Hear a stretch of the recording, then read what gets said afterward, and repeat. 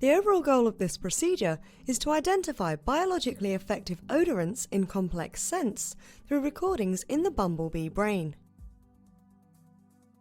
This is accomplished by first collecting behaviourally effect scents,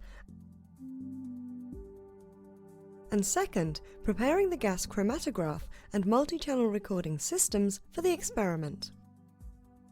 The third step is to prepare and dissect the bumblebee brain for the neural recordings in the antennal olfactory lobe.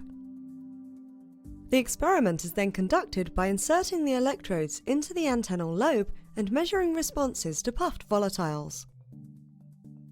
By analysis of the neural activity in response to complex scents and their individual constituents, biologically active odorants obtained by gas chromatography can be identified.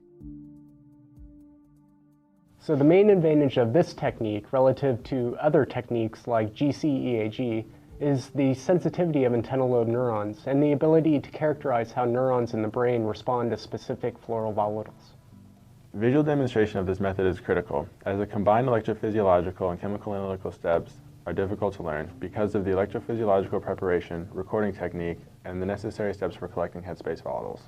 Although this technique can provide insights into the olfactory processing of bumblebees, it can also be applied to other systems, such as disease vectors like mosquitoes or kissing bugs, or crop pests like aphids or moths.